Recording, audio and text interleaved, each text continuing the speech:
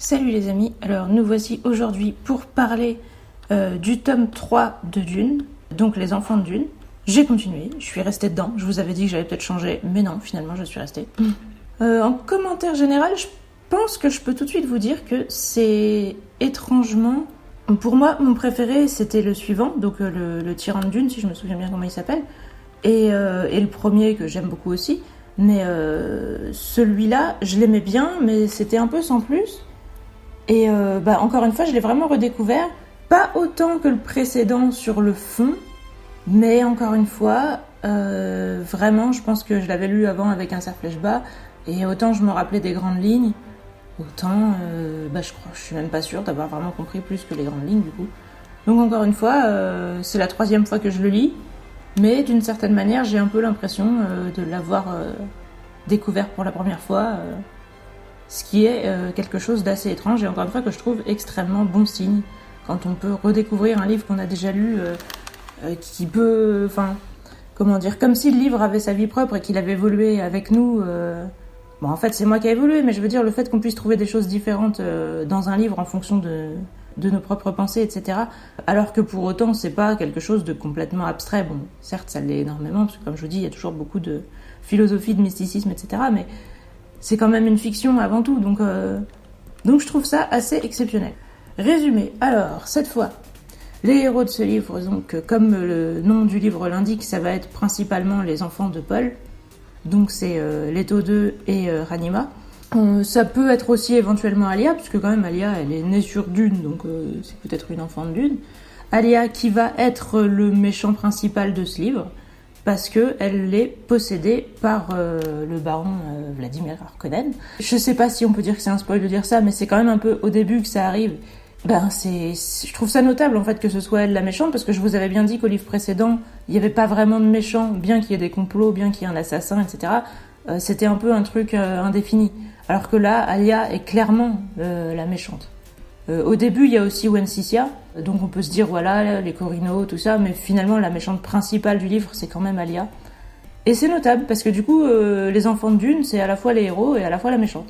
Donc, on va parler des enfants qui ont 9 ans, et qui ont, évidemment, toutes les vies de leurs ancêtres en eux, donc ils ont évidemment une sagesse qui n'est pas du tout de leur âge, comme Alia. Et du coup, le fait qu'ils aient 9 ans, ça entre en compte que pour leur physique et la manière dont les autres gens les voient, mais eux, sinon, ils vont pas du tout parler comme des enfants. Hein. Comme c'est justifié par le scénario, c'est pas du tout un problème. Et donc, il y a énormément de complots, encore une fois, autour d'eux, parce que des gens veulent les assassiner ou les contrôler ou quoi que ce soit. Et eux, Leto et Ranima, ils savent que ils ont le danger de finir comme Alia, donc de finir possédés, de finir en étant une abomination. Et parce que leur vie mémoire peuvent prendre possession de leur corps et c'est quelque chose de pas évident à gérer, donc ils savent pas encore exactement comment y échapper, mais c'est leur problématique d'y échapper. Et puis aussi, encore une fois, comme Paul, d'éviter le monde, d'aller vers un scénario trop sombre, soit où les gens vont trop souffrir, ou surtout d'éviter la disparition de l'humanité. On en est carrément là, hein, parce que Paul, il avait un peu envie d'éviter les choses négatives de manière générale, sans qu'elles étaient clairement définies. Enfin, il voulait éviter la guerre, la souffrance, tout ça. Bon, il n'est pas très bien réussi, du coup. Mais Leto, lui, ça va carrément être l'extinction de l'humanité qu'il veut éviter. Donc, voilà. Les enjeux sont, encore une fois, assez impressionnants. Il va falloir que Leto et Ranima évitent de se faire agresser de l'intérieur et de l'extérieur, sachant qu'il y a Alia qui a le pouvoir et qui a bien l'intention de le garder, et qu'il y a Wensicia qui veut que son fils Farad'n récupère le trône, donc les Corino. Et tous ces gens-là ont bien envie de comploter contre les jumeaux, hein, je pense qu'on peut le dire. Histoire, du coup, on est beaucoup plus sur quelque chose qui ressemble au premier, parce que, encore une fois, il y a des complots, donc il y a de l'action, et encore une fois, on est avec des enfants, parce que Paul, bon, il avait 15 ans, mais au départ, il était quand même un peu enfant, donc on est beaucoup plus dans l'action. Je sais pas comment ça se fait que pour Frank Herbert, les enfants sont dans l'action, tandis que les adultes sont plus en train de se poser des questions qui ne mènent nulle part, ce qui est pas tout à fait faux en soi. Mais du coup, là, on est vraiment dans un livre qui est beaucoup plus proche du premier, donc voilà, il y a plus d'action, etc.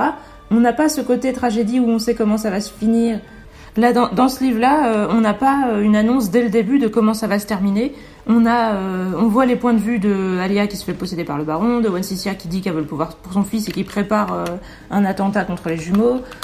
On voit un peu, voilà, tous les pièges qui se préparent pour attraper les jumeaux et soit les buter, soit les contrôler ou quoi que ce soit. Et donc on sait qu'ils vont devoir y échapper, on sait qu'ils ont beaucoup d'armes, mais qu'il y a beaucoup de monde contre eux quand même, donc ça va pas être facile. Donc on est vraiment beaucoup plus dans l'action et il n'y a pas cette tragédie où on sait déjà comment ça va se terminer.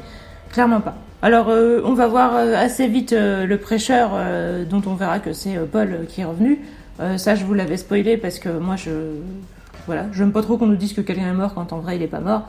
Bon après c'est le livre qui veut ça, mais je veux dire j'aime bien le personnage du prêcheur. Il y a une sorte de critique que j'aurais envie de faire, mais je la ferai au moment des personnages. Du coup, le concept, on est revenu sur un concept qui est plus proche du premier, où on est vraiment dans l'action, où on a les points de vue de plusieurs persos, même si on voit assez vite que Leto est le héros. Et au début, Leto et Ranima, ils sont vraiment une entité globale.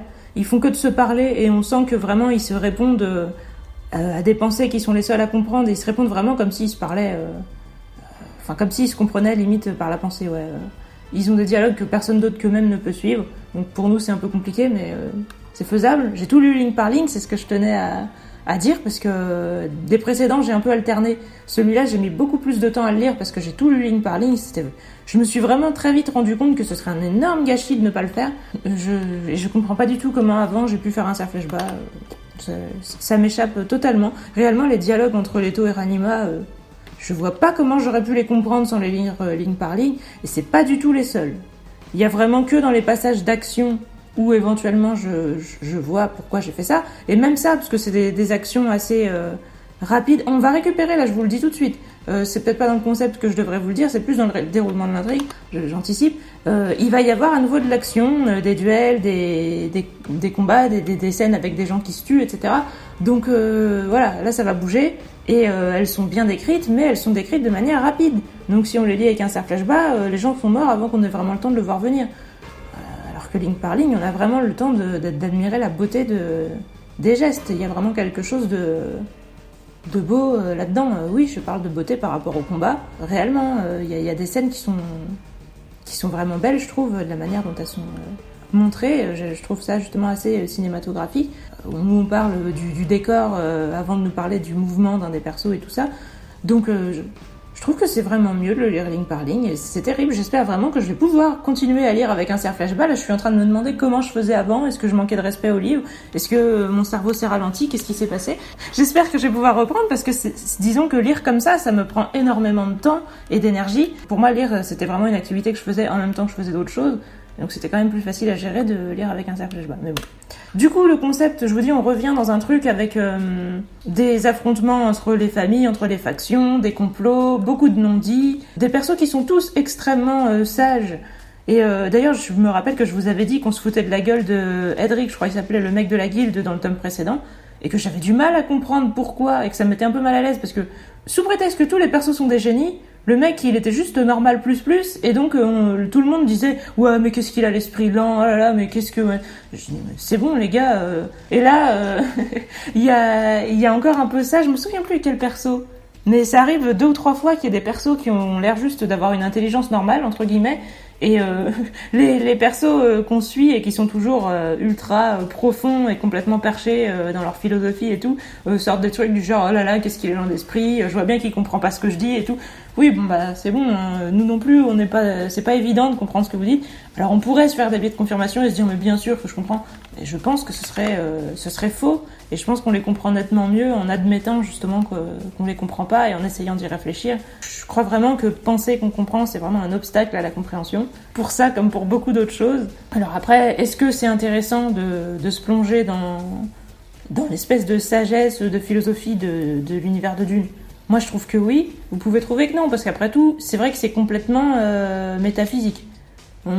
Ça peut peut-être apporter du bonheur concret, etc., comme peuvent le faire justement les religions et compagnie, mais concrètement, ça nous apprend pas des choses sur notre réalité.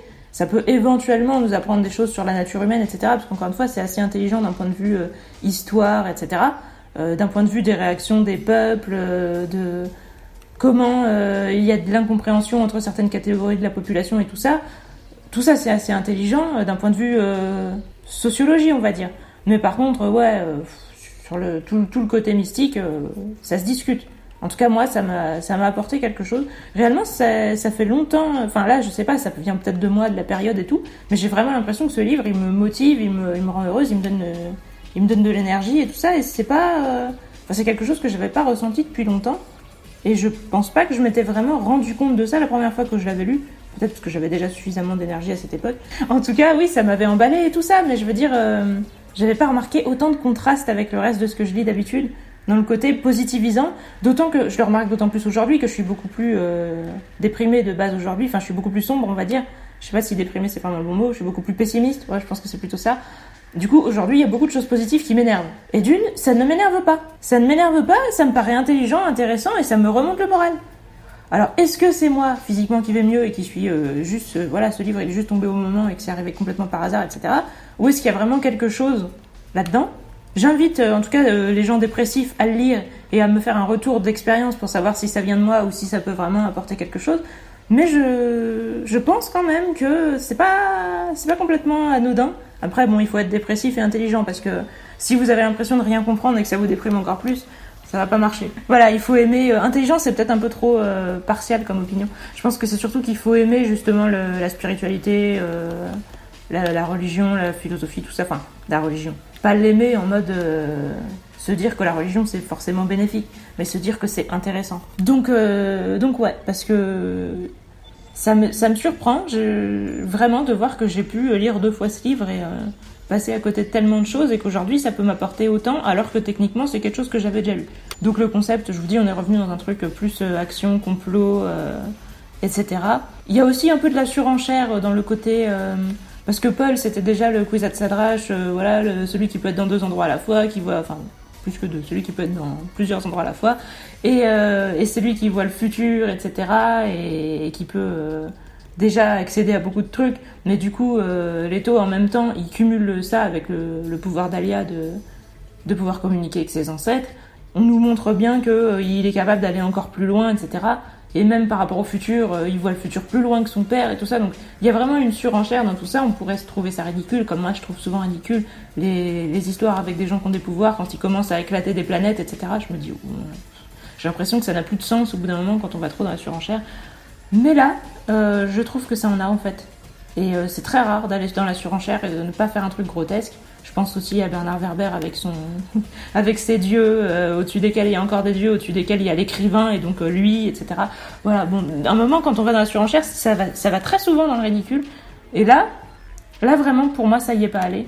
Et c'est vraiment admirable parce qu'il faut oser s'embarquer sur ce terrain-là. C'est vraiment pas évident de ne pas se casser la gueule. Je pense qu'encore une fois, le concept, c'est aussi d'imaginer le destin de l'humanité sur le très long terme.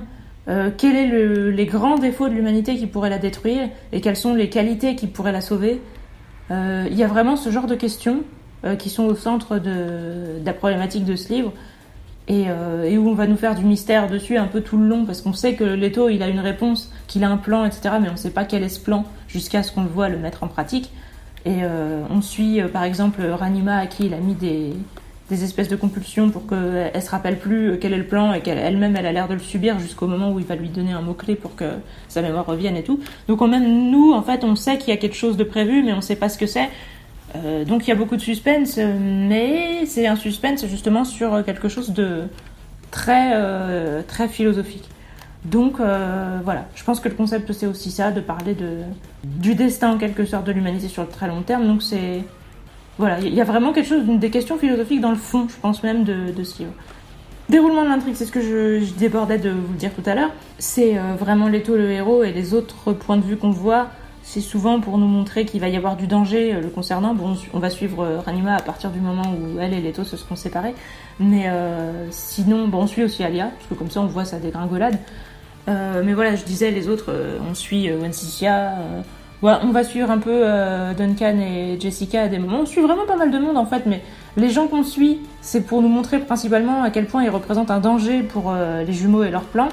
Donc finalement, il y a vraiment beaucoup de tension On sent vraiment tout le long que les jumeaux ont un plan et qu'ils sont en train d'essayer de le réaliser. De leur côté, Alia, Wensicia, tout ça, ils ont aussi leur plan qui rentre en contradiction avec ceux des jumeaux. Et donc on va voir tous ces trucs s'entremêler, se rentrer dedans et réagir les uns par rapport aux autres. C'est vraiment cool, mais c'est plus classique, je pense, que celui d'avant, sur le déroulement de l'intrigue du moins. Parce que comme je vous dis, sur les questions de fond, on est vraiment sur de la philo. Et ça les limite encore plus que sur le précédent. Mais sur le déroulement de l'intrigue, ça ressemble plus au premier. Donc je pense que les gens qui sont plus fans d'action peuvent à nouveau aimer celui-là et se dire que juste le précédent les aura peut-être emmerdés et celui-là c'est mieux. Et moi, il me semble que le précédent, comme je vous disais, j'étais en mode ouais, Paul il est relou, tout le temps dépressif, machin, il bouge pas, il est chiant, machin. Et là, j'ai eu aucun problème avec les jumeaux Atreides. Concrètement, ils sont aussi énormément dans l'action, même s'ils se parlent, même s'ils ont des pensées profondes et tout. Ils sont quand même principalement dans l'action. D'ailleurs, quand ils se parlent, c'est pour faire de l'effet aux gens. C'est pas juste pour s'écouter parler. D'ailleurs, globalement, dans Dune, il y a personne qui parle pour s'écouter parler, en fait. Les gens, quasiment à chaque fois qu'ils parlent, c'est comme s'ils balançaient des attaques à la gueule des gens. C'est pour provoquer des réactions, soit dans leurs actes, soit dans leurs pensées, etc. Mais ouais, c'est des missiles quasiment à chaque fois qu'ils ouvrent la bouche. Donc ils vont jamais dire bonjour, alors ça va, il était bon ton petit déjeuner aujourd'hui. Non, ils ont que des conversations avec des phrases ultra énigmatiques où à chaque fois les persos réfléchissent et soudainement ils ont des révélations parce que le perso a prononcé un mot et tout. Et même quand les persos disent des phrases anodines, ça leur ramène des souvenirs ou des pensées, etc. Et ils comprennent qu'ils ont été manipulés pour les pousser à faire un acte précis et tout. Donc c'est assez rigolo. Encore une fois, l'écart qu'il peut y avoir entre un dialogue des persos dans Dune et les dialogues que nous on peut avoir dans la réalité, autant c'est extrêmement classe. J'y reviendrai quand je parlerai de dialogue, je pense, mais je trouve ça drôle en fait, et je le dis pendant que j'y pense, au cas où j'oublie après. C'est que vraiment, autant c'est hyper classe, c'est hyper intéressant, et justement à lire ligne par ligne, on a vraiment l'impression qu'il y a des trésors quasiment à chaque ligne. Autant on se dit, mais admettons que ce soit un monde futuriste où tout le monde est super intelligent, parce que c'est tous des gens qui sont issus d'un programme génétique qui les a améliorés et tout, mais c'est chaud quand même qu'il y ait personne de con dans cet univers, quoi. Enfin, c'est tous des gens avec des QI de 170 ou je sais pas. Enfin, ils sont là en train d'échanger des phrases hyper complexes, hyper subtiles, et à chaque fois ils sont en train de se dire oh mais l'autre a voulu en venir là, mais peut-être qu'il y avait quelque chose d'encore plus caché dans son message.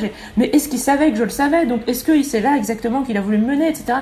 Tu te dis ouais non les mecs des fois vous vous calmez, ça vous arrive d'être fatigué en fait, de dire juste tiens j'ai faim, il fait beau aujourd'hui. Non. Et c'est moi qui dis ça, hein, moi qui déteste les trucs superficiels, mais comme je vous dis, là c'est vraiment un livre où mentalement il faut pas espérer le lire en une seule fois ou réellement je pense le lire avec un cerf flashback c'est un gaspillage, mais je sais pas ce que j'ai foutu, je comprends pas réellement. Si je pouvais communiquer avec ma moi du passé, je lui poserais la question, je lui dirais écoute, est-ce que t'étais un génie et que moi j'ai perdu mes capacités mentales, ou est-ce que t'étais complètement arrogante et que tu croyais que tu comprenais tout alors qu'en fait tu comprenais rien, je sais pas. La fin évidemment j'y reviendrai. Les personnages, voilà, je voulais en parler parce que il y a un défaut que j'ai remarqué. Alors évidemment les personnages sont géniaux, est-ce que c'est la peine que je le redise? Leto et Ranima, est-ce qu'ils apportent quelque chose de nouveau? C'est un peu le même concept qu'Alia, sauf que eux, comme ils sont deux, on sent qu'ils arrivent à se soutenir. Et puis aussi, dès le début, ils disent ouais, nous, on a nos parents qui nous aiment, etc. dans notre esprit. Bon, c'est pas que Alia, ses parents l'aimaient pas, parce que si, en fait. Mais je sais pas, ils ont l'air plus équilibrés qu'Alia. En même temps, Alia, au début, on nous a dit plein de fois que les gens la traitaient d'abomination, mais elle a rien fait de si terrible que ça. Donc moi, il y a une impression qui m'est ressortie, et qui pourrait être un défaut. Moi, je pense quand même que je peux considérer réellement que c'en est un. Je trouve pas ça rédhibitoire, mais je pense quand même que c'est un défaut et qu'il faut que je le souligne, c'est que j'ai l'impression, je sais pas, justement, je me pose la question, si jamais il y a moyen de le savoir, peut-être qu'il faudra que je me renseigne. Est-ce que Frank Herbert avait tout prévu quand il a commencé sa saga? J'ai l'impression que non, parce que j'ai vraiment l'impression que ces persos sont complètement différents d'un livre à l'autre. Je me l'étais déjà dit que le Paul du livre 1 et le Paul du livre 2, j'avais vraiment pas l'impression que c'était le même perso, mais que je voyais pas le lien entre les deux. Et en fait, là, je pense que ça sera la même chose avec Leto. Que quand il sera...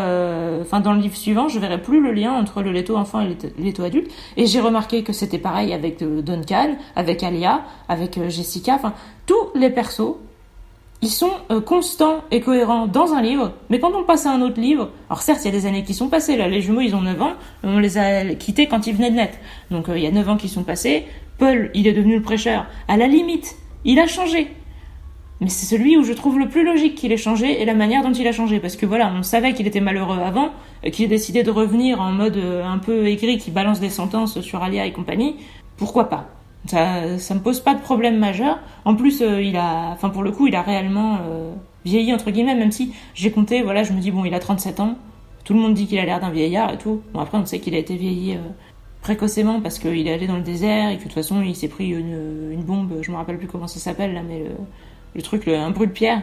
Et que du coup, ça lui a fait brûler les yeux et tout. Et je pense que ça lui a défoncé un peu globalement, physiquement, ça a dû le défoncer un peu. Donc, il a été vieilli prématurément, admettons.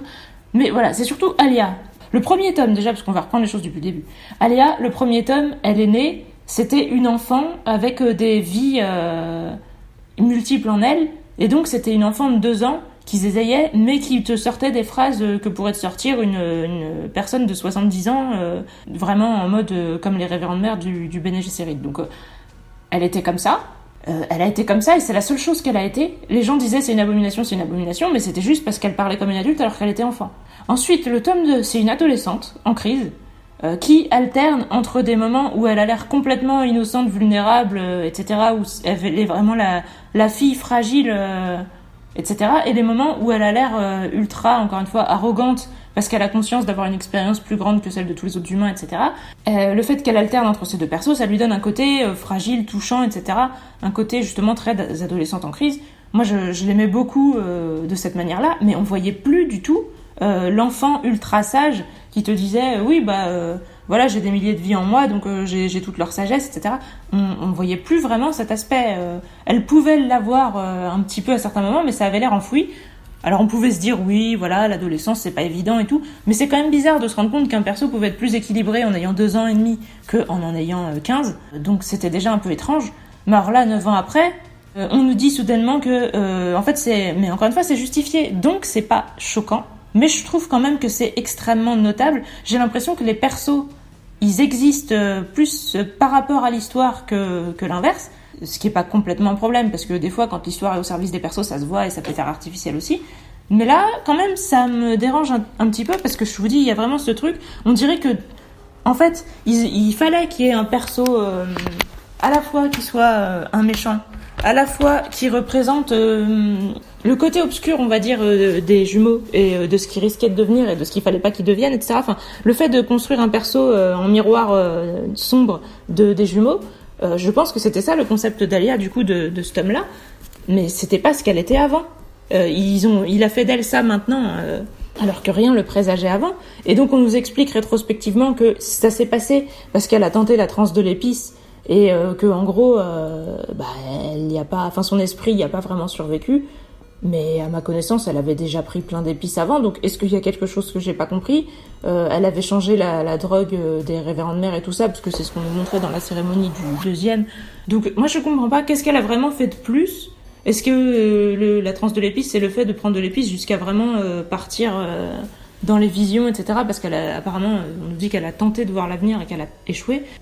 Effectivement, est-ce qu'elle avait pas essayé de faire ça ? Mais d'un côté, les gens qui venaient la voir au temple et qui lui demandaient qu'est-ce que je dois faire, ils attendaient d'elle qu'elle prédise l'avenir. Et elle le faisait à l'époque. Donc réellement, qu'est-ce qui s'est passé ? Je sens une arnaque là-dessous et ça me dérange. Donc est-ce que si quelqu'un a compris des choses que j'ai pas compris et a envie de défendre ça, est-ce qu'on peut me l'expliquer ? Merci, ce serait gentil, c'est cool. Sinon, moi voilà, il y a quelque chose qui me gêne vraiment là-dedans. Et pareil, Jessica, dans le tome 1, elle avait trahi les Bene Gesserit parce qu'elle aimait le duc Leto et elle avait décidé de prioriser son fils. Ce sera jamais renié dans les tomes suivants. Mais là, elle est bon, dans le tome 2, on l'a pas vu, donc voilà. On sait qu'elle est partie sur Caladan, ce qui paraît quand même un peu bizarre. Genre, elle a abandonné Paul et Alia, alors que bon, elle était censée vouloir les protéger, etc. Qu'elle soit partie parce qu'elle était désapprobatrice vis-à-vis de ce qu'ils faisaient, ok. Mais si elle était désapprobatrice, pourquoi elle a pas essayé de le changer et tout ? De fait qu'elle parte comme ça, bon, peut-être qu'elle était en burn-out, j'en sais rien, mais on nous l'a pas beaucoup montré, on l'a pas beaucoup vu.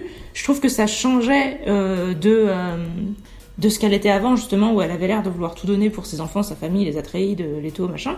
Déjà, le fait qu'elle soit partie sur Caladan, je me demande si c'est pas un peu un moyen de la foutre de côté pour laisser un peu plus Paul et Alia à eux-mêmes, pour pas qu'il y ait justement une Bene Gesserit qui qui gère le truc en sous-main et que ça mette moins de responsabilité sur Paul, moins de poids sur Paul, etc. Donc je me demande, est-ce que réellement c'était censé être cohérent que Jessica soit partie sur Caladan? Admettons, mais là elle est revenue, enfin elle revient dans l'histoire, etc. Et elle complote de nouveau pour les sœurs. Alors on nous en parle, le livre est complètement conscient de ses propres contradictions. On nous dit oui, mais bon, pendant toutes ces années, comme justement elle a pas aimé ce qui s'est passé avec la religion de Muad'Dib, maintenant c'est normal qu'elle soit retournée avec elle, et puis elle pense que c'est ce qu'il y a de mieux pour ses enfants, donc c'est comme ça qu'elle s'arrange avec elle-même, etc. Elle avait quand même l'air d'avoir un gros recul par rapport aux Bene Gesserit et à leurs plans, etc. Précédemment. Comment ça se fait que soudainement elle leur fait confiance? Est-ce qu'on lui a lavé le cerveau? Alors, c'est ce qu'on nous sous-entend un peu plus tard quand elle va apprendre que finalement il y avait des embrouilles, des choses qu'on lui a cachées et tout. Elle va se dire oh là là, je me suis fait avoir. Je trouve qu'elle avait plus le profil d'une meuf qui était censée être capable de se faire avoir. Je veux dire, elle a fait la transe de l'épice, elle aussi. Elle était censée avoir les capacités d'une révérende mère et tout. Comment ça se fait qu'ils l'ont récupérée comme si c'était une débutante et qu'ils l'ont manipulée pour leur plan, etc. Je sais pas. Moi, ça me dérange. J'ai vraiment l'impression que les persos, c'est comme s'ils étaient recettes un peu à chaque début de livre. Pas complètement. C'est un peu comme dans les jeux vidéo en fait. C'est comme si les grandes lignes étaient gardées, mais que les grandes lignes. Donc Jessica, oui, elle aime ses enfants, etc. Oui, elle aime toujours son mari, parce que voilà, on nous en reparle de son amour pour le duc Leto et tout. Mais c'est tout ce qui reste d'elle. Et toute sa force, etc. Le fait qu'elle avait progressé, entre guillemets, justement, dans le premier tome, et elle était arrivée jusqu'à un stade justement à être un peu un équivalent de révérende mère sans le formatage du Bene Gesserit, bah ça, on dirait que ça a disparu. Donc voilà, c'est un peu pareil pour Alia. On l'a laissée en mode, elle avait un peu vaincu ses tortures mentales d'adolescente et elle s'est mise avec Duncan. Duncan qui lui avait retrouvé son passé, etc. Donc Duncan, il a toujours son passé, hein. Il est à nouveau mystérieux et distant. Et Alia, qui était censée, je me dis, avoir fait un... Bon, après, c'est vrai que dans la vie, des fois, on croit qu'on a fait un pas en avant, on croit qu'on a évolué, et puis en fait, les problèmes nous retombent sur la gueule. C'est pas incohérent, c'est pas impossible, mais je trouve ça frustrant à lire. Et encore une fois, je trouve ça perturbant qu'on ne montre pas la progression. Tous les bons dans le futur de cette saga me posent problème.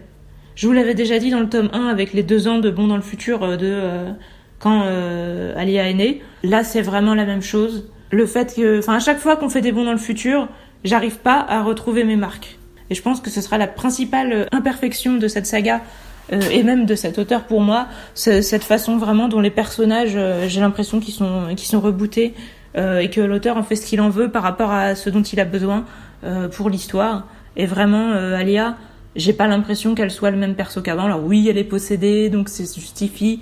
Je trouve ça un peu facile quand même. Et puis c'est surtout que c'est pas propre à Alia. À la limite, quelqu'un qui a pas trop changé, ce serait Stilgar, mais en même temps, c'est une des caractéristiques du perso de représenter le traditionnalisme Fremen qui change pas. Je suis pas sûre que ce soit si significatif que ça.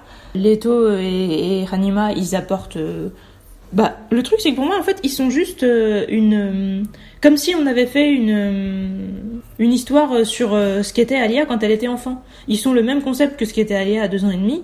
Mais du coup, eux, ils ont droit à leur livre entier, et ils ont le droit d'avoir un plan, une histoire, un avenir, etc. Mais techniquement, je vois pas trop ce qu'ils ont de plus, donc ça me chiffonne un peu. Mais soit, admettons. Après, ils vont évidemment prendre leur propre indépendance, mais en soi, le concept de départ des persos, c'est juste une multitude rassemblée en un seul être, et c'est vraiment ça la caractéristique. Donc Farad est assez cool sinon dans les persos nouveaux. C'est vraiment un gars, on saura pas trop dans quelle catégorie le placer. Sa mère est vraiment une méchante typique, une énorme connasse. Et le fait qu'elle soit belle, oui, parce que voilà, on peut parler de l'apparence. Ça c'est un des trucs principaux que j'avais retenu. C'est très étrange de ma part. J'avais retenu que Wensicia, elle avait un visage en forme de cœur, et qu'au départ on la voit habillée en robe blanche et tout, donc elle ressemble vraiment à une fille qui incarne la pureté et tout. Et le fait que ce soit une énorme saloperie, je trouve ça extrêmement classe. J'adore ce perso. Encore une fois, c'est un peu comme le baron Harkonnen, il y a un côté archétypique sans pour autant être une caricature. Donc ouais, j'aime énormément ce perso. Sa manière de parler à ses subordonnés avec un air super méprisant, le fait que dès la première scène qu'on la voit, elle exécute un mec qui a strictement rien fait de mal, juste pour le faire taire. On nous met tout de suite dans le bain, etc. Et donc je trouve ce perso extrêmement bien fait, même si elle est énormément détestable. D'ailleurs oui, c'est elle, je me disais oui, un perso un tout petit peu moins intelligent que les autres, genre Elle, au lieu d'être comme Edric, au lieu d'être un génie avec un QI de 170, elle a peut-être un QI de 130, et du coup, tout le monde va insister sur sa connerie. Donc oui, elle, et je disais Farad, il est cool parce qu'on sait pas trop où le placer. On sait qu'il est pas content de ce que fait sa mère, en même temps, il ne l'empêche pas d'agir. Donc tout le long, c'est un perso ambigu, et moi j'adore les persos ambigus. Donc j'aime bien Farad. Et je le trouve assez personnalisé, parce qu'il y a des fois des persos qui sont juste, comme je vous dis, la même chose que d'autres, avec juste des caractéristiques précises un peu différentes. Il y a des persos qui incarnent vraiment une espèce de philosophie, justement le prêcheur, ce qui est devenu Paul, il incarne vraiment ça, un espèce de mec qui... Il est conscient que le système tel qu'il est arrivé maintenant, c'est de sa faute, et il s'en sent coupable, et du coup il a décidé de considérer que son ancien lui était mort, et que sa mission en tant que celui qu'il est maintenant, c'est de détruire tout ce qui a été fait avant en son nom, enfin, tout ce qui est fait en son nom, alors que voilà, il est pas d'accord. Le concept est simple, mais que le perso n'est pas creux ou pas profond pour autant, mais parce que c'est un concept justement qui en lui-même est profond. Il y a pas mal de persos comme ça. Pareil, Duncan, on sait qu'il est toujours un peu torturé entre ses principes, sa loyauté aux Atreides, est-ce que Alia est encore une Atreide ou non, etc. Donc même si c'est pas des choses complexes, le perso, il a pas énormément de caractéristiques. C'est vraiment sa loyauté aux Atreides qui est mise à rude épreuve, et c'est à peu près tout. Mais enfin si, il y a son intelligence de Manta qui rentre justement en contradiction, on va dire, avec sa loyauté aux Atreides, ses émotions, etc. Et on va voir comment ces trucs-là vont bouillonner dans sa tête et qu'est-ce que ça va donner. Mais je veux dire, le concept de base, il est extrêmement simple, il tient en quelques lignes, et pourtant, le perso, il va dériver extrêmement loin. Et c'est ça qui est cool, justement, je pense, de prendre des concepts de base qui dérivent loin. Après, ça peut quand même des fois être bien d'avoir des persos qui soient faits de choses un petit peu plus variées, j'ai envie de dire, qu'il n'y ait pas juste 2-3 ingrédients qui rentrent en contradiction, même si du coup ça nous montre qu'il peut suffire d'une seule contradiction pour faire un perso profond. Les persos qui ont l'air vides et inintéressants, c'est souvent les persos qui sont unidimensionnels, où ils ont une seule caractéristique, et dès qu'on commence à en mettre deux qui ont des oppositions l'une avec l'autre et qui vont potentiellement se réécrire l'une l'autre en fait. C'est comme si c'était deux fonctions qui se modifiaient mutuellement, et ben on peut faire un perso qui dérive énormément de son concept de base, et du coup qui est toujours intéressant et imprévisible, même si il est toujours fidèle à son concept de base. C'est peut-être très informatique comme métaphore, mais c'est vraiment ça, moi, c'est comme ça que je le vois. Donc les persos sont toujours aussi bien, même si, comme je vous dis, il y a ce truc, j'ai vraiment l'impression que les persos, on les reconnaît. Enfin, c'est pas qu'on les reconnaît pas, on les reconnaît parce qu'on nous dit que c'est eux, mais on nous dirait que ce seraient des persos différents, ce serait tout aussi crédible, et je trouve ça un petit peu problématique. Donc l'apparence, je vous ai parlé de Wen Sissia, on a aussi toujours Alia avec sa ville qui est outrancière, extravagante et tout, et qui l'est aussi dans son apparence, et même dans ses visages, etc. Le fait qu'elle alterne entre un côté petite fille innocente et le côté dégueulasse du baron Harkonnen, bon voilà. C'est pratique aussi pour un mec homo de posséder une fille, c'est bien cool. C'est vrai que la dernière fois, j'en avais pas parlé du fait que le baron Harkonnen était homo. Est-ce que ça peut poser problème à des gens que le méchant soit homo ? Je pense pas, parce que honnêtement, c'est pas ça qui pose problème. C'est vraiment la manière dont il parle des gens, dont il les traite, etc. Quand le mec dit qu'il va aller chercher un jeune garçon pour faire des trucs avec, la manière dont il le dit, c'est comme s'il allait manger un plat, quoi. Je sais pas, c'est... D'ailleurs, je me rappellerai toujours dans le jeu, même si, pour le coup, ils avaient bien cerné le personnage. Dans le jeu, quand il y avait un moment où on capturait une fille qui représentait les Fremen dans les missions, et c'était Peter Devries qui l'amenait au baron, et il la balançait dans une pièce. On voyait jamais le baron, c'est ça qui était sympa aussi. Et il la balançait dans une pièce en faisant « Baron, votre repas !» Cette scène, elle m'a vraiment marquée, parce que c'est vrai que le mec... en fait, voilà, vu que son concept, c'est de bouffer sans arrêt, et de bouffer aussi la vie, les gens, etc., il y a vraiment un côté malsain dans ses relations avec les gens. Il les bouffe non seulement parce qu'il les tyrannise et qu'il les manipule et qu'il les écrabouille, etc., mais c'est aussi mentalement, en fait, que les gens, il les fait se trahir, se mépriser, etc. Donc les gens se sentent sales et tout après avoir passé du temps avec lui. Je pense réellement qu'il soit homo, c'est pas le problème. Donc j'espère que personne ne se sentira offusqué de se dire voilà, il y a un seul homo dans ce livre, et malheureusement c'est un méchant. Je pense que voilà, de toute façon c'est pas grave, il en faut. Je pense et j'espère ne pas avoir une quelconque discrimination là-dedans. Mais bon. Du coup, en tout cas, ça m'a amusé qu'en possédant Alia, il lui dit j'aimerais juste prendre un petit peu possession de ton corps quand t'as des rapports avec ton mari. Tu vois, c'est pas grand chose et tout. Donc ouais, c'est rigolo. Je me rappelle bien de Farad aussi avec son uniforme gris et tout ça, que les Sardaukar, ils ont tous un uniforme gris un peu neutre, un peu militaire et tout ça. Alia, elle est beaucoup habillée en jaune, en même temps c'est la couleur du deuil, et il y a tout le temps des raisons d'être en deuil dans cette saga, donc du coup on nous le précise qu'elle est habillée en jaune pour telle ou telle raison, mais finalement j'ai l'impression qu'on la voit tout le temps habillée en jaune. Jessica, ouais, avec la robe noire du Bene Gesserit et tout ça, voilà, je me rappelle qu'elle avait les cheveux cuivrés et tout ça, ça a pas changé, mais j'ai un peu fait attention justement à comment les gens étaient habillés et tout. Oui, j'ai fait attention aussi aux jumeaux, je sais pas, j'avais oublié qu'ils étaient roux, et j'avais oublié du coup que Shani était rousse. J'avais pas fait gaffe, parce que sur le coup, quand on nous a dit qu'ils étaient roux, j'étais en mode, mais pourquoi ils sont roux? Voilà, puis le fait qu'ils aient un visage plus joufflu que les Fremen qui ont des visages très étroits. Eux, ils ont vraiment les traits plus ronds, sans pour autant être gonflés d'eau, etc. Ça, c'est ce qu'ils disent au début. Enfin, ce qu'il dit, parce que Frank Herbert il est quand même tout seul. Mais voilà, du coup, ça m'a quand même pas mal marqué. Donc oui, les apparences sont toujours très bien décrites et c'est assez marquant. C'est sympa de voir de quel de leurs descendants les enfants héritent des traits, etc. Ça, c'est vraiment l'avantage d'avoir une saga qui se suit sur le long terme et tout, de voir les traits qui peuvent sauter une génération, qui reviennent et quelle apparence ça donne sur des persos qui ont des personnalités différentes, etc. C'est intéressant aussi justement de voir le visage d'Alia déformé par les expressions du visage du baron et tout ça. Donc vraiment tout ça c'est très intéressant l'apparence et c'est très bien décrit et c'est très cool et j'ai pas de problème pour visualiser. Peut-être que c'est aidé parce que j'ai lu ligne par ligne, on verra à l'avenir. En tout cas vraiment point positif.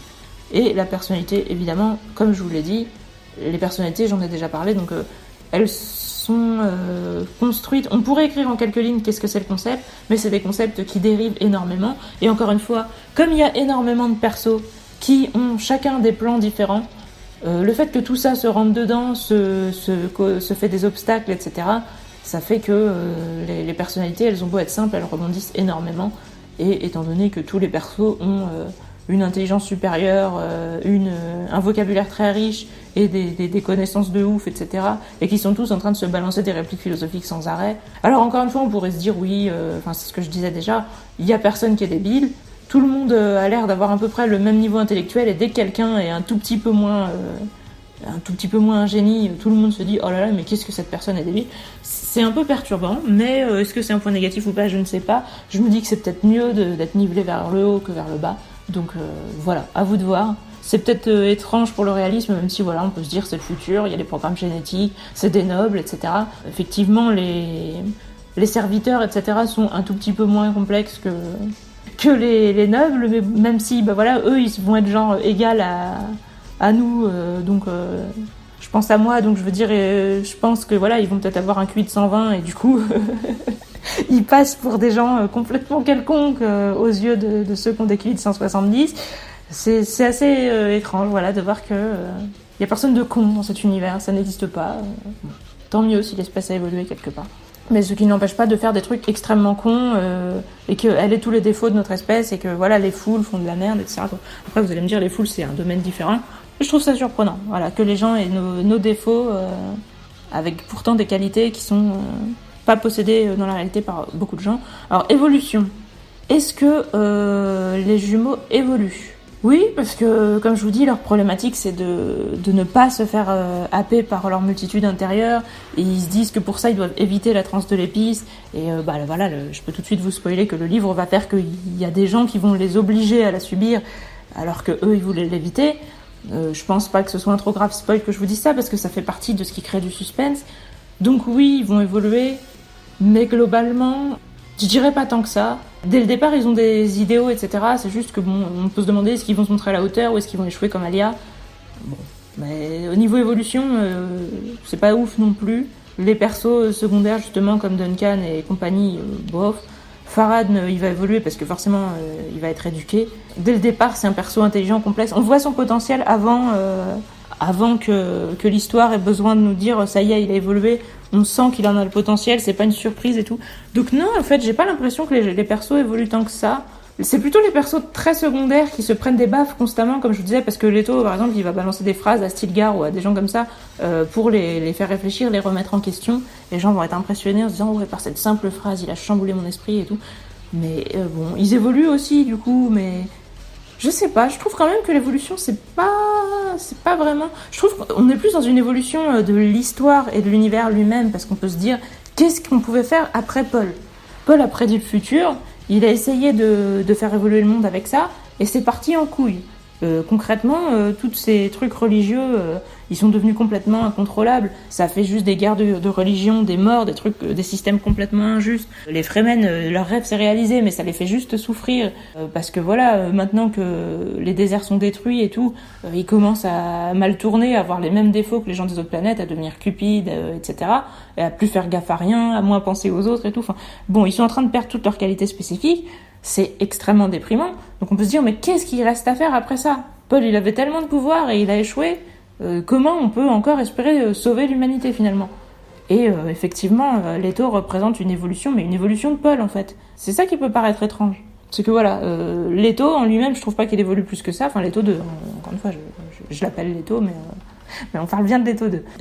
Lui en lui-même, je trouve pas qu'il évolue tant que ça.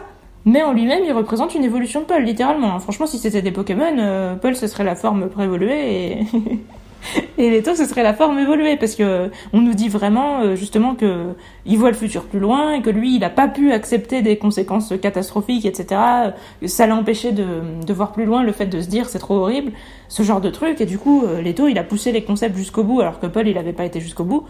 Encore une fois, je suis pas sûre que Frank Herbert avait prévu. Quand il a fait Paul, je pense qu'il a sincèrement essayé d'imaginer quelles conséquences ça aurait et qu'il a regardé Paul échouer en direct. Après, je sais pas. Peut-être que je me trompe et peut-être qu'il avait prémédité qu'il y aurait des étapes, etc. Mais moi, j'ai trouvé vraiment sincère, en tout cas, l'échec de Paul. Et le fait de se dire, justement, on va pas abandonner, on va réessayer et on va pousser encore plus loin et cette fois, peut-être qu'on y arrivera. C'était à la fois désespéré et courageux. Et le fait que Leto va arriver à quelque chose de plus, alors qu'on ne voyait pas avec Paul comment on pouvait aller plus loin, ça oui, c'est une évolution. Mais c'est le livre en lui-même qui est une évolution par rapport au livre précédent, et ce sera dans le prochain qu'on en verra pleinement l'aboutissement, avec justement la part à la fois positive et horrible. Là pour l'instant c'est plus des mots qu'autre chose, que Leto nous a bien dit ce qu'il comptait faire. Enfin, il nous a dit justement qu'il y avait des parts horribles et des parts positives et qu'il voulait sauver l'humanité, etc. Mais on sait pas trop en quoi ça va consister concrètement. Donc on en a une vague idée, il y a des prémices, il y a des indices, mais on peut pas trop savoir. Donc évolution, je trouve que la saga évolue, mais les personnages en eux-mêmes pas tant que ça. L'univers des lieux et créatures, alors c'est comme avant, et encore une fois, on voit Dune en mode défiguré parce que maintenant qu'il y a de l'eau, etc., le désert recule, le désert est détruit, les vers, il y en a moins, etc. Bon, on voit beaucoup, à la fois le rêve réalisé des Fremen, mais le fait que justement, c'est un rêve qui tourne un peu au cauchemar. Donc là-dessus, on y est toujours. Voir aussi la cité d'Alia, encore une fois, avec les outrances, les excès, etc. Bon, on y est toujours. Donc, est-ce qu'il y a vraiment quelque chose de nouveau sur ce plan par rapport au précédent ?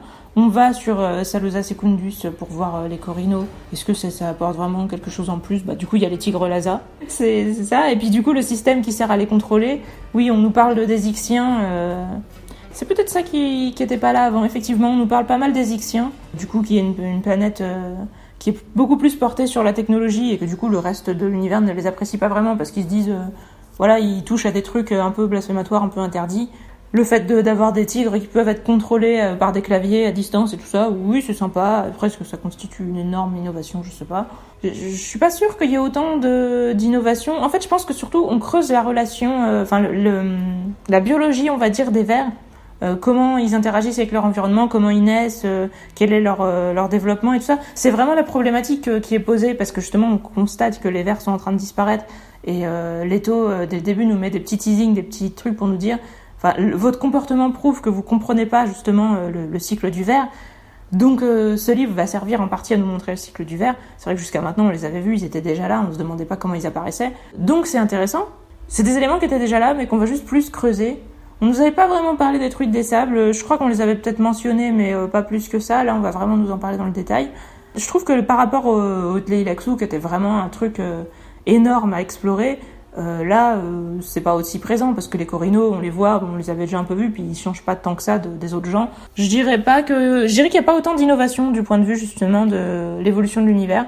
Il y a quelques petits trucs, mais pas autant que dans le précédent, et pas autant que dans le premier évidemment. Logique et cohésion, moi j'ai pas vu de problème, et encore une fois, il y a beaucoup de moments où il y a des gros retournements de situation, des plans assez ouf, etc. Et où on voit tout ça qui s'entremêle, et c'est assez fascinant. C'est vraiment intéressant, il y a beaucoup de suspense et tout ça, donc dans logique et cohésion, voilà, pour moi c'est positif. Comme je vous dis, les problèmes, je les vois vraiment dans les interstices entre les livres, mais dans les livres en eux-mêmes, je les vois pas vraiment. Mystère et découverte, non, je vous dirais qu'on est vraiment plus dans le suspense et action.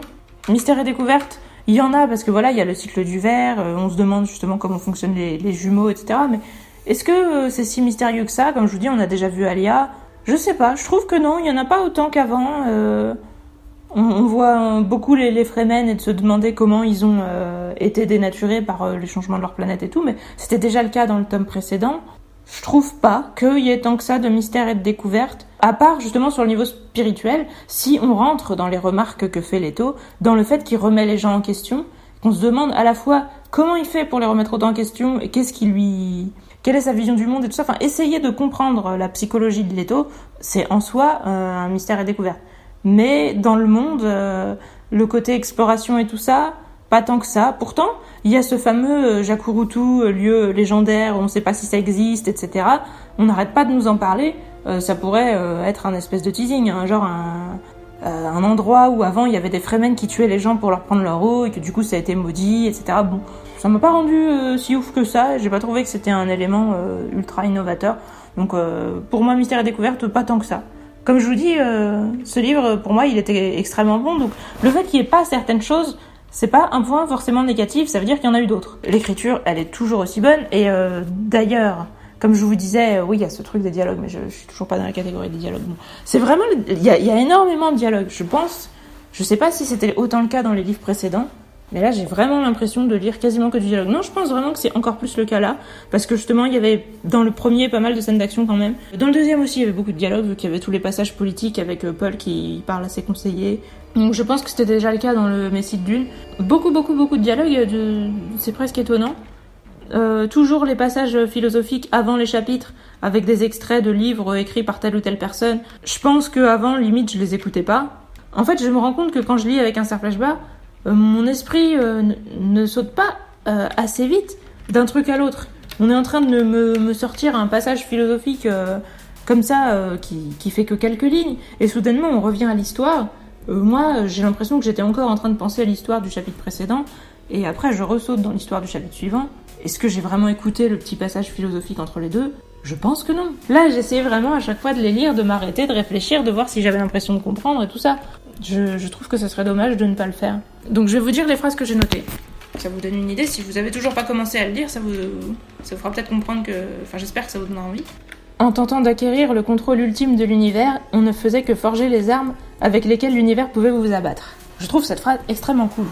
Et elle résume extrêmement bien, justement, une des thèses principales, j'ai envie de dire, de cette saga. Parce que, concrètement, c'est parce que Alia a tenté de, entre guillemets, contrôler violemment ou éviter violemment, etc., les voix en elle, qu'elle s'est fait dépasser par le baron. Paul, c'est parce qu'il a essayé de contrôler sa prescience, etc., que ça lui est retombé dessus et que ça a eu des conséquences négatives, enfin, qu'il a provoqué un espèce de futur un peu écrasant qu'on pouvait plus changer. Globalement, c'est ça, en fait. Et puis c'est surtout moi je pensais aussi aux Fremen, le fait qu'ils aient voulu que la planète évolue, qu'il y ait plus d'eau, etc., pour que les conditions de vie soient plus faciles, et ben au final, c'est le fait qu'il y ait plus d'eau, que les conditions de vie soient plus faciles, etc., qui cause la fin de la destruction des Fremen, en tant que tel, quoi. Et c'est souvent comme ça. En fin de compte, quand on y réfléchit, vu que c'est nos rêves qui déterminent nos objectifs, alors là vous allez me dire, je suis passée en mode philosophique, ça y est, on est parti. Vu que c'est nos rêves qui déterminent nos objectifs, et que c'est nos objectifs du coup qui déterminent nos actes et une partie de notre personnalité, etc., ben quand on les atteint, on est désœuvré, etc., on perd notre raison d'agir et tout, donc au final, c'est quasi comme une mort un peu. Donc non seulement il y a ça, mais en plus il y a le fait que, bah après... Enfin, si on laisse que ce qu'on a voulu laisser, bah le problème viendra forcément de là, enfin, par définition en fait. Donc voilà, le fait de vouloir tout contrôler fait qu'on fait que décider qu'est-ce qui va nous détruire, et c'est juste logique, c'est intelligent, c'est bien dit, Je suis complètement... j'ai complètement envie de J'allais dire de me prosterner devant cette phrase, c'est peut-être un peu exagéré, mais enfin en tout cas de lui tirer ma révérence. Et la deuxième que j'ai notée, c'est « Mais il revint à l'étau 2 l'audace suprême qui consistait à reconnaître que toute vraie création est indépendante de son créateur. » Ça, c'est une phrase que j'aime en tant qu'artiste, je pense. C'est quelque chose que je me suis souvent dit aussi. En tout cas, pour moi, quelqu'un qui est un vrai artiste, parce qu'encore une fois, il y a des gens qui veulent faire des choses pour être célèbres, pour être connus, pour machin. Pour moi, tout ça, c'est des cons, c'est des connards, c'est ce que tu veux. Pour moi, les vrais artistes, ce qu'ils rêvent, c'est ça. Enfin, vraiment, leur objectif profond, c'est ça. C'est de voir leur création vivre indépendamment d'eux.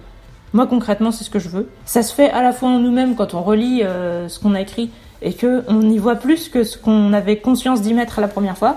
Et ça se fait aussi quand, évidemment, des gens lisent ce qu'on a écrit et qu'ils y voient des choses qu'on n'y avait pas vues. Et c'est pour ça qu'on doit accepter ces interprétations, même si je déteste les gens qui disent « vous pouvez voir ce que vous voulez ». Quand les gens disent ça pour dire « je ne te dirai pas ce que j'ai voulu dire originellement », pour moi, c'est important pour évoluer, pour faire évoluer les gens et pour soi-même évoluer, de reconnaître et de regarder en face ce qu'on a voulu dire originellement, justement pour voir en quoi ça va changer à la fois en nous et dans les autres, qu'est-ce qui est la cause de cette différence, etc. Enfin, pour moi, si tu dis aux gens « j'ai fait ça, tu peux y voir ce que tu veux, moi je te dirai pas ce que j'ai voulu y mettre », tu les laisses tout seuls avec leur propre vision. Du coup, tu les limites. Ce qu'il y a de beau pour moi dans l'art, c'est justement le partage. C'est que ta vision s'entrechoque avec celle de quelqu'un d'autre. Si tu refuses de donner les codes, les paramètres, la vérité, d'expliquer ta vision, c'est malhonnête en fait. Ouais, je trouve que c'est genre je prends ce que les gens ont à me donner. Les gens me disent moi j'ai vu ça, ok, je prends. Mais par contre moi je te dirai pas ce que j'ai voulu mettre. Donc je trouve ça très égoïste en fait et complètement injuste et contre-productif. Alors les gens qui font ça le font peut-être par lâcheté ou pour des raisons qui leur sont propres et que j'ignore. En tout cas, je suis très désapprobatrice vis-à-vis de ça, mais je tiens quand même à dire que je demande pas mieux que mes créations soient indépendantes de moi, et je pense que c'est ce que tous les artistes doivent vouloir, et je suis très contente de partager cette volonté avec Leto 2, qui reste probablement pour toujours mon personnage préféré de cette saga, et d'autant plus quand il dit ce genre de choses, où là je lui renouvelle mes vœux de fidélité et d'amour. Donc voilà, c'était des petites phrases qui ne sont pas en elles-mêmes intéressantes par l'écriture. C'est pas que les mots sont beaux, que les phrases sont belles, c'est que les idées sont très bien formulées, de manière très concise et très claire. En fait, réellement, Frank Herbert, pour moi, il écrit plus comme un philosophe que comme un mec qui raconte des fictions. Ses meilleures phrases, pour moi, c'est vraiment des aphorismes. C'est pas des passages d'action et tout, bien qu'il fasse de très belles descriptions. Parmi tous les livres où il y a des descriptions, je le mettrais certainement aussi dans les meilleurs, mais réellement, ce qui fait de mieux, c'est la philosophie. C'est indiscutable, donc c'est assez bizarre à dire dans un livre de science-fiction. Même si je l'ai déjà dit, mais je le redis, et je le redis d'autant plus en faisant des citations, en mettant les phrases qui m'ont le plus frappé. Elles m'ont pas frappé par leur beauté, elles m'ont frappé par la beauté ou la justesse de l'idée qu'il y avait derrière. Donc écriture, moi j'ai plus l'impression d'avoir envie de vanter les qualités de son esprit en fait à ce gars. Mais son écriture les retransmet suffisamment bien et ça mérite quand même d'être souligné, parce qu'il faut quand même avoir un certain talent pour exposer ses idées de manière claire et concise justement. Et il le fait bien. Donc voilà. Et heureusement, parce que vu le nombre de trucs philosophiques que vont aborder ces persos, il a intérêt d'être concis. Mais justement, la concision fait que il y a intérêt à s'arrêter entre les phrases, parce que il faut WinRAR. Ces phrases, il faut vraiment les décompresser dans son esprit et ça prend du temps. Alors est-ce que c'est mon WinRAR interne qui prend plus de temps qu'avant ? J'ai vraiment l'impression que si avant j'ai tout consommé sans rien dézipper ou dérarer, c'est moi qui ai eu tort. Poésie et contemplation, alors oui, il y en a, parce que comme je vous disais, des descriptions... Justement, je préfère pas vous dire de quelle scène je parle, je vous le dirai en spoil, mais il y a vraiment des scènes que j'ai trouvées jolies dans la manière dont elles sont décrites.